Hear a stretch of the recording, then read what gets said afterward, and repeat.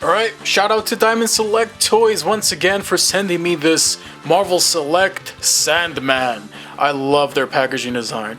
But anyways, we're going to get into that. Let's get into the intro first. What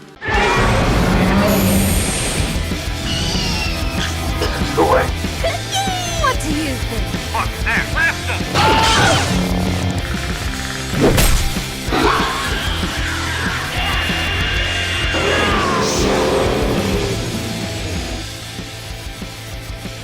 So a couple of things before the video starts. If you are subscribed, don't forget to hit the little bell icon so that you're up to date with any future uploads. Sorry it took so long for me to actually get to the review, but here we have it. Today we're going to be looking at it. So let's take a look at the packaging first. You got a nice window packaging of Sandman there with all his accessories, and it looks like he comes with a ton of accessories here, as well as all the beautiful artwork from the comic books here. Oh, that looks great. A brief description of the Sandman himself, as well as some promotional shots of the figure, as well as some other figures they have in the line. Now, we already took a look at our first Marvel Select with the Psylocke figure. Now we're going to take a look at Sandman. I don't have too much knowledge of the Sandman character outside of a few comic book video games and movies. Or movie. And, well, I think he looks the part. Sandman always had kind of that striped green and dark green shirt.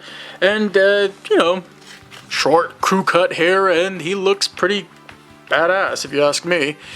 He looks pretty good in terms of his face, no derpy eyes. He's a bulky dude, but not too bulky. The guy obviously works out. He looks like the Sandman character that I'm familiar with. I can't really find too many paint issues here and there. Just a little nick around the neck area right there. No big deal.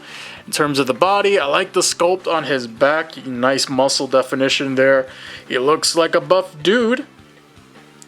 His chest here looks pretty good as well. His pecs are well defined underneath that almost skin tight shirt. So, we're moving down his body. He's a very simplistic looking guy though. Got some gray pants here with a brown silver belt buckle. So he's not the most impressive looking character in terms of Marvel characters, but I think Diamond Select Toys did a great job getting the look down on this guy. Moving on to the articulation room, this is where I have the most issues with this guy. So first off, I want to take a look at the head. He can't really get too much articulation out of that head. You can only get him to look back that much, so him looking straight and looking down a little bit. You can get his head to turn though, of course, that's good. And you could get a little bit of tilt action there. No articulation in the neck, of course. The arms. Alright, so I had to give this guy a hot water bath. I had to leave him in there for like 5-6 minutes and move him around just to get some of these joints loosened up because they were pretty darn tight out of the box. So as you can see, you could get a T-pose out of his arms. You can get him to rotate that arm all the way around, which is good. Problem is, because of his muscular body, you're not going to get those arms to come down flush against his sides. So, yeah, if you don't like that, then that's not for you. Bicep swivel is there and accounted for. Single jointed elbows. There is rotation at the wrist because, well, that's where the arms pop out when you want to add the accessories. And, of course, the swivel hinge combo for the wrists. Biggest issues in articulation are with the abdominal area. You're not going to get too much movement out of that top joint here.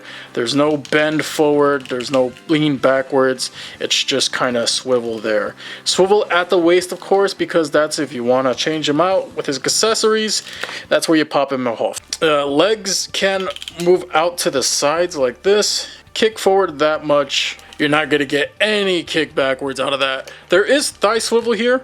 Double bend at the knee, and due to the sculpt of the pants, you're going to get very limited articulation out of that foot. So that's unfortunate, kind of a shame.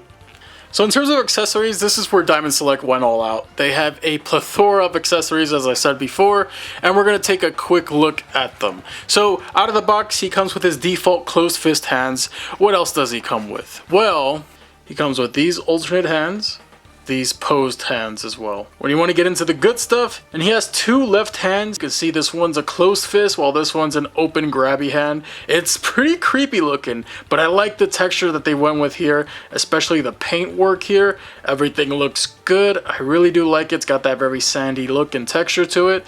As well as this, this clubbing, spiky mace thing. This thing looks crazy. Look at this. Imagine getting hit with this in the face. You'd be dead. And then you also have this spiky ball mace. And this thing is even crazier than the last one. I'm like, imagine getting hit with this. While they might be a little spiky, you're not going to cut yourself with. Oh, damn, that one's sharp. Oof, really nice texture to it and nice paintwork too. Sandman also comes with an alternate lower body made of sand as if he's coming out of the ground, and this is really cool. You attach him at the waist, and this is great. I like this, really do. He also comes with a sandy, rocky base, and more figures should come with their own bases. Size comparisons, I'm going to compare him to the Diamond Select Psylocke that we just looked at recently, and they're both in the 7-inch scale. As you can see, Psylocke kind of stands a little shorter than Sandman, which is understandable. She's a tall lady, but she's not super tall, where she towers over him, thank God. And you can see Sandman obviously towers over the Lightning Collection, Lord Zed. And to size compare him with another Lightning Collection, here we have the Red Ranger Jason from Mighty Morphin. So overall, while I'm not the biggest fan of the character, Diamond Select did a good job with this release. He's not perfect, and the overall stiffness of the engineering does create limitations with the articulation. Sadly, I gotta dock points for that, but he does look the part and comes with a bunch of cool accessories. So either you prefer a lot of articulation or more accessories and display options. This release definitely favors the latter. I've seen this figure retail for about $27.99 on Big Bad Toy Store, so if you're looking for a badass Marvel villain to share the spotlight with your Spider-Man display, he's probably worth picking up. Just don't expect him to get super dynamic, because he's not that flexible. Anyways guys, I hope you enjoyed this review. If you found it helpful and informative, let me know in the comments section below. Hit the like button, share the video with some of your friends, and maybe subscribe. Collect everything, connect everything, and Card is here with other videos you might be interested in, so why don't you check those out. Alright, I'll see you all soon. Thanks for watching.